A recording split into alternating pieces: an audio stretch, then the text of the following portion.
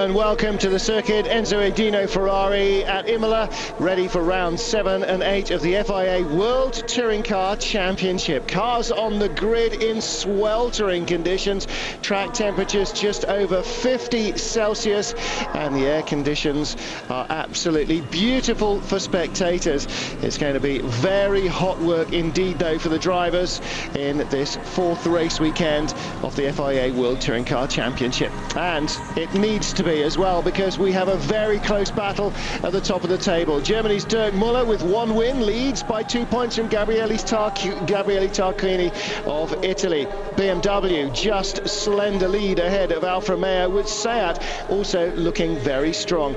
We have had 5 different winners in the first 6 races of the championship, and that trend looks as though it will continue here, because the man who has never won so far, Fabrizio Giovanardi, has been fastest in every session so far, and he is on the pole position. And this is a track that he really enjoys. It's his favorite racetrack, and one that he has had enormous success with in the past. Let's get down to the head of the grid then, catch up with Italian Fabrizio Giovanardi. Sì, è molto importante perché la vettura è andata veramente forte. Very important to me to be on pole position here. It proves that the car is very competitive, and Imola's a circuit that I really love. The gap between me and the rest of the opposition pretty comfortable. That makes me very confident for the race. Team have given me a really great car, he said. I really used it to its fullest, and that's why I managed to grab pole position. Well, he certainly looked very comfortable, very confident so far. His closest rival alongside Antonio Garcia, and he might be overdue for a win by now. Spaniard saying this result is a consequence of a good job achieved during the second half of the season last year and over winter. Giovanardi's very quick, half a second ahead, but my position's been a big satisfaction for us. Hopefully with my good start, even if they're 20 kilos lighter, that will give us a chance to fight them. Well, Antonio Garcia best placed for BMW, but with Alfa Romeo and BMW on the front row, the third quickest car has been Seat driver Jorge Hene, another Spaniard going very well, and Hene lines up on the inside of the second row of the grid. Well, we're expecting to see 1, maybe 2 different race winners here this weekend. David Leslie, so far it seems to be in a very well-balanced championship. BMW looked as though they might have had the upper hand earlier on. The weight penalties they've been given for success has levelled the playing field now. Alfa Romeo and Seat have both won races as well, and at the moment it could be any of the manufacturers that claims victory here in Race 1 at Imola. Yes, without doubt it is so even at this moment in time, but we have to say that Giovanardi, as you said, has been on top on every session so far, and he loves this circuit. It's in Italy, he's in Alfa Romeo, and he loves it, and I can't see anything else happening in this first race, but I think that he will win. Yes, off the start line is going to be very difficult for him, because the fast starting BMWs, the rear-wheel drive cars, may even beat him to the first corner and be first in there, but I can't see it being very long, to be perfectly honest, before he's back in front and he wanders off to a win in race 1. But don't forget, after the end of race 1, he will turn around into a reverse grid, and he'll start 8th on the second race. Well, Andy Priaulx 5th on the grid here, 2nd of the BMWs, and that is as a result of 2 changes ahead of him. After qualifying, Gabriele Tarquini, who was 5th quickest, has been dropped to 15th on the grid. He was handed a 10 grid spot penalty for causing an avoidable accident at Silverstone when he punted Peter Turting into James Thompson and put his Alfa teammate off. But also, Peter Turting has had an engine change after qualifying, and he's dropped back from 4th to 14th. Well, let's take a look under the hood of Fabrizio Giovanardi's Alfa Romeo. Cooling is going to be vital here at Monza, and most particularly for the front-wheel drive cars in terms of their brakes. They do more work even than the front brakes on a rear-wheel drive BMW, and therefore a lot of cooling effort goes into it. Not only are they cross-drilled and radially vented, but also a lot of work in the aerodynamics is done to ensure that although the airflow is smooth over the car, plenty of cooling gets down those vital tubes to the brakes and to the massive Brembo calipers that squeeze the carbon metallic pads onto the steel discs. Well, the rear end might not do much in braking, but the front end is absolutely vital, particularly in a front-wheel drive touring car. And there is the car of Fabrizio Giovanardi, ready to set up on this warm-up lap here at Imola. Monica Sips, the Alfa Romeo team boss, watches them as they get away on their warm-up lap. We'll take a quick commercial break. Stay with us. We'll be back the other side of this short word for Race 1. Cars on the warm-up lap at Imola, ready for round 7 of the FIA World Touring Car Championship. Hello everybody, I'm Martin Haven, alongside me David Leslie, getting ready in scorching conditions here at Imola as the field streams down the hill towards the Ravazza corners that end the lap. This technical and physically very demanding car and driver track. So Augusto Farfus, one of the Alfa drivers, up towards the head of the field, and his teammate Fabrizio Giovanardi on pole.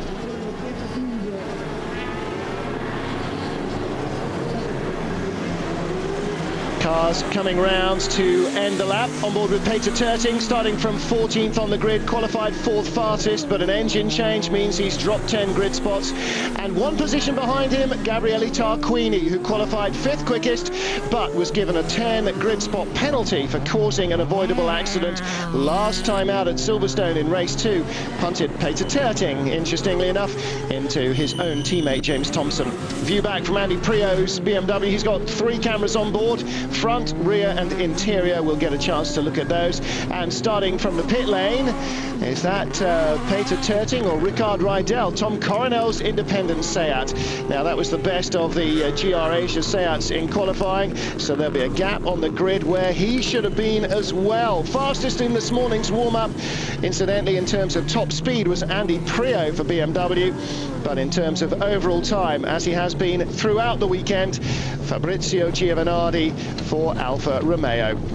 Well, coming on to the back of the grid, Sascha Pördl, the Austrian, in his Ford Focus ST170. Pole, Giovanardi alongside is Antonio Garcia. And as we get ready for the red lights, expect to see the BMWs starting very strongly from 2nd and 5th with the Alfas and the Seats around them. Here comes Garcia, there goes Prio trying to get some traction on the grass. Little nerf there with Jordi Canet, who got too much wheel spin, and it will be the BMW of Antonio Garcia that leads. Andy Prio coming around the nose of Fabrizio Giovanardi into 2nd place. Everybody else in 3rd. David down into the 1st corner. Round goes one of the Schnitzer BMWs, Jörg or Dirk Muller, can't see which at the moment, but the two of them were starting down in the late 10s and early teens, but right behind the lead group already Roberto Colciaga going well. It's Jörg Muller. Looks like the car is out of the race, sitting down a little lower on the left rear than the right. Giovanardi inside Prio,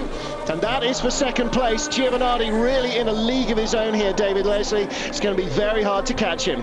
Yes, we said at the very start, he has been on top all the way through this weekend, and even though we said that if the BMWs get off the line very quick, it will take a very short time before he's back past them.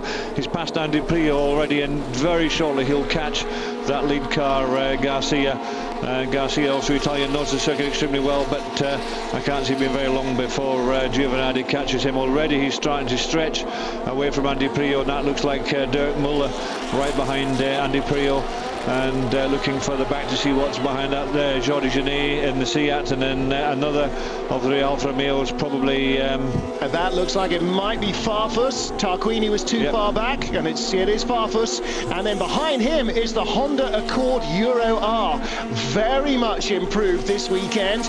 And Andrea Di Michele, one of the drivers, saying for the first time they're not learning a racetrack here, or he's not learning a racetrack, so they've started with some knowledge of where they're going, which means they can spend more time working on the car. Looking back from Prio, there is Dirk Muller. Jordi Canet started 3rd. We're looking forward at Canet now from the number 5 car, number 7 car rather, of Augusto Farfus, and he thumps Canet.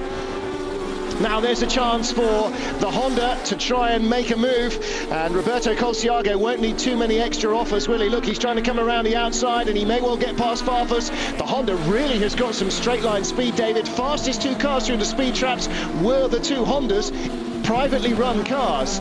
Yes, that's right, and the 2 drivers, Robert Coggiaggio has actually entered as a works driver, and his teammate Di Michele is entered as an independent driver. So these cars, I don't know whether they've got extra engines or performance from somewhere, but certainly very, very quick here this weekend. and you can see these red tyres mounted on the insides of the curbs. That's to stop these touring cars from cutting too much of these corners. And I think on that very last corner, you can see just before the start and finish, they'll get moved out of the way. Hit him hard, and that's into the wall, and that's the end of that car. I think he broke the steering then on Jordi Henay's car. There was no attempt from the middle of the corner for Henay's car to go left, which there should have been. Colciago will receive a penalty for that and may get one immediately. Taps inside Henay. Maybe not a yes. That little impact there, look, the wheels aren't turning. I think that probably broke his steering. Look back at the start. Garcia on the left. Watch Prio come down the inside, mounts the curb, just has enough traction to squeeze his way past Jordi Henay. That's got to be a racing incident, but Colciago perhaps taking one liberty too many. Don't know who turned around. Jörg Muller. Let's have a look. Don't know whose camera viewpoint this is from. Oh, there's Muller, backed out, and somebody else off. Was that James Thompson off in the gravel as well? We didn't see that from the exterior shot, but we haven't seen Thompson. And that's a change for the lead. That didn't take long, as we suggested that Giovanardi should be through into the front. Very up for it this weekend. That's an Alfa Romeo in first place now, but second, third and fourth are the BMWs. You've got Garcia in second, Andy Prio in third, and Dirk Muller now into fourth place.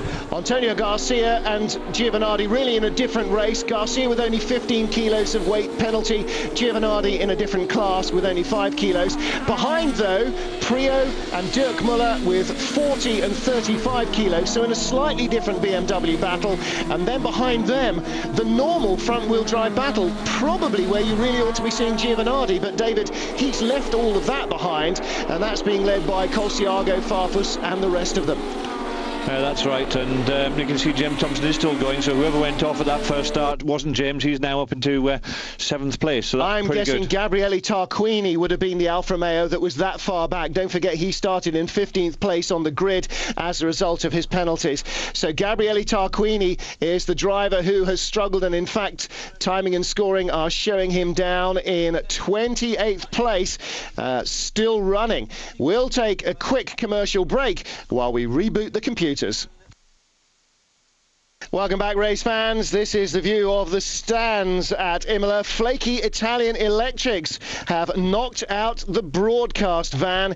We have no pictures. Fabrizio Giovanardi still leads from Antonio Garcia, Andy Prio third, Dirk Muller fourth, Augusto Farfus fifth for Alfa, just ahead of Roberto Colciago and James Thompson, Alex Zanardi eighth, Ricard Rodel ninth, Jason Plato 10th, but we can't show you the pictures, I'm afraid.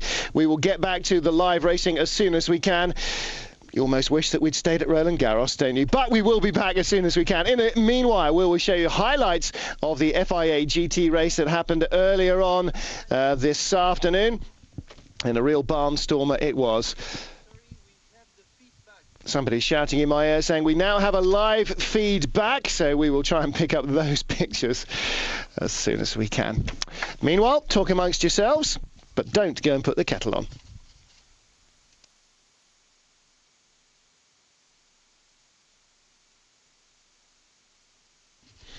Still a degree of shouting going on and not much concrete in the way of results. Fabrizio Giovanardi is easing away though, now over 2 seconds clear of Antonio Garcia. Andy Prio dropping away a little bit as well, a couple of seconds behind Garcia. Dirk Muller right on his tail. So we've got first and second separated, and then a very close battle for third position. Augusto Farfus is in 5th place, Roberto Colciago in 6th, James Thompson still running in 7th position, right with Colciago, really pushing the Italian in the Honda very strongly indeed. In 8th position, it's like radio. I always wanted to do radio broadcasting. Here come the cars, and there they go. Alexander Zanardi is in 8th place, Ricard Rodel 9th, and Jason Plato in 10th place. We could perhaps contemplate taking a commercial break at the moment. Then that would require a little bit less panic than appears to be going on in the control room at the moment. I do apologise, these things do happen occasionally with live broadcasting. And just to reiterate, we have lost our broadcast truck on site. We are not getting pictures from on site. These were recorded just before the start of the race. as everybody getting ready for another scorching one at Imola. 4 laps in, Fabrizio Giovanardi continuing to hold off Antonio Garcia to the tune of about 2 seconds, with Andy Priaulx another 2 seconds or so back. Just to recap, we have lost Jordi Gené, we have lost Jörg Müller. Gabriele Tarquini managed to evade the gravel trap on the run-up to Tamburello and is now up to 17th. Here we are live with our race leader, Fabrizio Giovanardi. Antonio Garcia a couple of seconds back. Giovanardi really in a class of his own here. David Leslie leaving the Spaniard and everybody else trailing in his wake. Yes, we did expect this. He's been top of the timesheets and every free practice and every qualifying, and also this morning's warm-up. He was in a very confident mood when we spoke to him before the start of the race. He was expecting to win this race without doubt. It's a circuit he loves. He's on his home turf in Italy and he's got an Italian car. There's no more you can possibly ask. But further back you can see what's that's Farfus, then Colgiago, James Thompson and another BMW, and a big battle behind that between the rest of the Seats and Zanardi as well. So you've got Rydell, Terting, who's come up from further back on the grid. Remember, he had that penalty of 10 places on the grid because they changed his engine this morning. So his new engine obviously working extremely well for him out there, and he's pulled himself up now to 11th place from his faraway start. At the very beginning we've seen one of the red cars going off at the chicane when Müller was turned around, and that was Tarquini. He's got going, he's going very quickly indeed, but he's now up to 16th place, so he'll be trying desperately to get himself up. But there you can look at there's the Seat cars now all in a row, lined up behind each other. Well, that's 3 of them. Jason Plato in the middle, Ricard Rydell, Peter Terting, and in fact Plato at the back now. And right behind them, Alessandro Balzan, who is now the front-running independent, because the top non-factory team driver, Colciago, although he's not registered as independent, is 6th. And that's the end of the race. Red flags here, surely. That is out of the final chicane, and that is a monster impact. That is the last starter on the grid. Well, that is a very big impact indeed for the Ford. That's the Ford Focus ST170. Sascha Plodel, the Austrian driver. That will bring out the red flags. And if it doesn't, somebody needs taking out and shooting, because he has had a monster impact, a very dangerous looking crash. The rescue crew's running towards him. Giovanardi has come down into the Rivazza. And that has got to be surely the end of the race. I'm sure he will be met here by red flags. Antonio Garcia 2nd, Andy Priaulx 3rd. Well, maybe not. They're towing the car away. It looks more mobile, but that has barrel rolled, surely. Look at the roof on it. It looks really dangerous, and that's just where all the cars will come out and go across that exit there, and they're towing the car away, and the marshals are running for their lives at the same time. So that was a little bit on the edge as to should the leaders be around before it was cleared, and certainly the leaders were there before that car was in a safe position. Yes, the yellow flag's being waved furiously by the marshals beforehand, before they arrived there, but I have to say that's very quick action to be able to move that car. The driver, obviously, even though it barrel rolled, had got himself out and away fairly quickly to the marshals' access with the breakdown vehicle to try and tow it off to a place of safety. And as they were towing it away, right at the back of there was the marshals running, trying to hide behind it, so that if another car lost control, that they didn't get taken out as well. But here we see the leader now stretching himself away little bit by little bit from Garcia. Andy Priaulx managed to put just a little bit of space between himself and Dirk Müller, who's now in 4th place, and somewhat further behind these first 4. You pick up the rest of the crowd, which is Farfus Jr. in 5th place and Roberto Colgiago in 6th place. Yeah, Colciago just ahead of James Thompson, and then Alex Zanardi, and then the Seat battle. Rydell, Terting, Plato, with Balzan hanging on the back. Then 13th and 14th, the 2 Chevys, Menu and Larini. Looking back from Andy Priaulx. Well, the top independent is Alessandro Balzan. He's in 12th place at the back of the Seat queue. We've lost Mark Enrici, though, the man who is leading the Independence Trophy battle in terms of points. He went off on the opening lap, so not having a great race weekend here. Priaulx then, 3rd place, and vital points after failing to score in the second race at Silverstone, round 6 of the championship. Looked as though he should have had 10 points. Comes here 5 points off the championship leader, Dirk Muller. Should have been 6 ahead of him if all other things had gone according to plan. But Priaulx still very much in the hunt to defend his European Championship title and turn it into a World Championship title as we get towards the halfway stage of the season. Races 7 and 8 this weekend of 20. Jörg Muller with a ding in the door going round, so he's obviously being dragged to a place of safety and able to continue. And that might be vital in race 2. He may yet get a point or two. Dirk Muller at Silverstone started 25th. Got to 10th in race 1 and converted it into points in 6th place in race 2. Just goes to prove there is never any point in giving up in this championship, David. Dirk Muller tied on points with Andy Priaulx last year, only lost the championship because of the lack of race wins compared to the Brit, but it means that every single solitary point you can gain might be a championship winner at the end of the year. That's without doubt, and in this game, certainly the Tour de Cars, you must never give up. And what must be heartbreaking for Andy Priaulx was that last race at Silverstone when he was leading, and he ended up with a puncture and that put him out. So that was 10 points, 10 possible points. It should have been his in reality. He had a good lead over Ricard Rydell and he didn't finish, so that was them 10 points gone.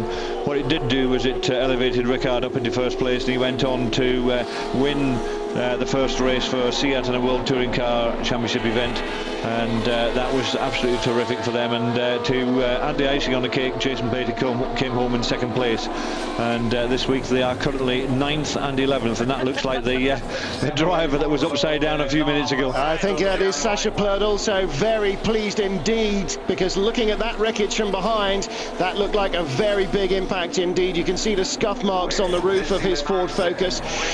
Now, David, that's a problem for the team, because after this race they have to pack the cars and put them on a boat to send them to Mexico. That's going to the skip, that's going to the local dump, that's not going to Mexico.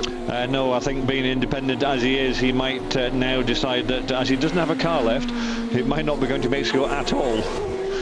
So, Fabrizio Giovanardi better make hay while the sun shines, not only because he'll start 8th in the race 2 grid and it might be awfully hard to get through a thick pack of BMWs then, but also because next time out it won't be his home track, it'll be a track that nobody knows. When they get to Puebla in Mexico, all bets are off. Nobody will have any setup information, and then it's the team that thinks best on their feet that will survive and win the races. Fabrizio Giovanardi leading from Antonio Garcia. Priaulx now with Dirk Muller right behind him, the Guernseyman and the German, 3rd and 4th. Augusto Farfus 5th, leading Roberto Colciago for Alfa Romeo and Honda. James Thompson 7th place, and Alex Zanardi 8th at the moment. Will start race 2 from pole position if nothing changes. But behind him, Terting, Plato, Baltzan, they are all going strongly behind Ricard Rydell, all just clamouring to get that 8th place, to get a point and to get pole for the next race. Bit of a dramatic moment for Muller and Priaulx. They're really pushing hard here. Yeah, these two are really very much on the limit. They want to beat each other very much so. And you've seen Andy Priaulx lock the wheel up there coming into the corner. Andy had a 1.2 second gap, and all of a sudden that disappeared. He obviously made a small mistake somewhere, and that's allowed Dirk right onto his tail. And Dirk's trying very hard. You can see him all over the curbs everywhere trying to hang on. Andy just seems to have that little bit of an edge. I don't know. They're carrying very similar weight, and he's hanging on in there. And Andy really is looking to finish on the podium. And he would very much like to have that 3rd place in order to pull an extra point away from Dirk, because Dirk's ahead of him by a few points in the championship at this moment in time, only by 5 points. But he's working very hard as Andy to make sure that's exactly where it stays. Absolutely right, and this will just narrow the gap a little, but monster lockups again from Andy Priaulx on board with the Guernseyman. Normal stick shift gearbox in these BMWs, front engine rear wheel drive gearbox alongside the driver, normal H pattern 5-speed gearbox. The rest of the front wheel drive cars have a 6-speed sequential gearbox with the push forward to change down, pull backward to change up lever, very much in the style of a motorcycle gear change. But the rear wheel drive BMWs still with a very much road car derived gear shift. So Giovanardi leading, Garcia 2nd, and this is the battle for 3rd place on the last lap.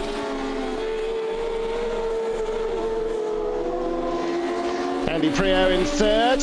And further back, there is Alex Zanardi, just ahead of Rickard Rydell, Peter Turting, and behind them, Jason Plato.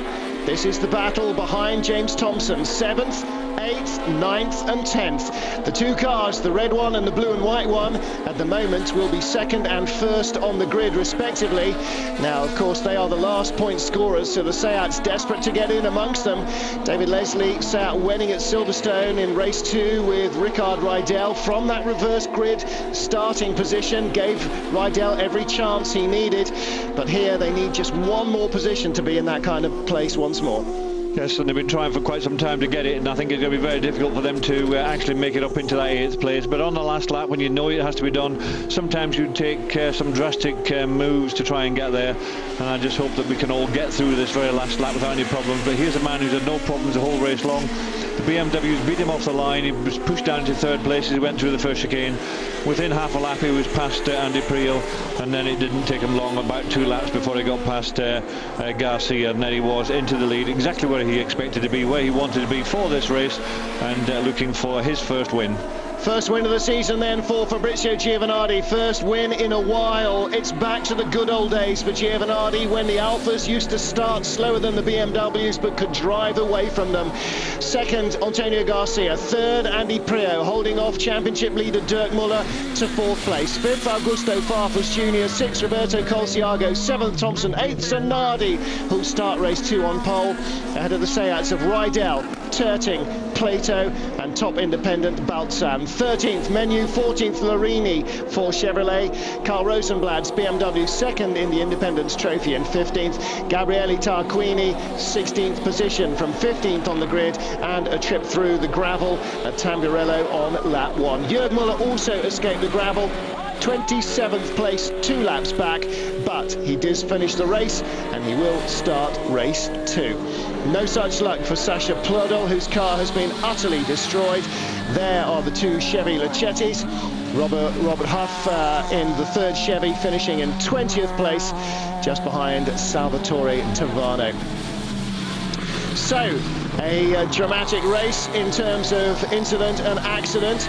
And for Sasha Plodel, certainly Pueblo is probably a very vain hope at all. That green Ford Focus absolutely destroyed. Jörg Muller crossing the line there, a long way back, 27th place and 2 laps down. Took a long time to get him out of the gravel. And from the tail of the field in race 2, can he make it and gain even 1 point? Well, he certainly won't lie down until he has either succeeded or the race is finished.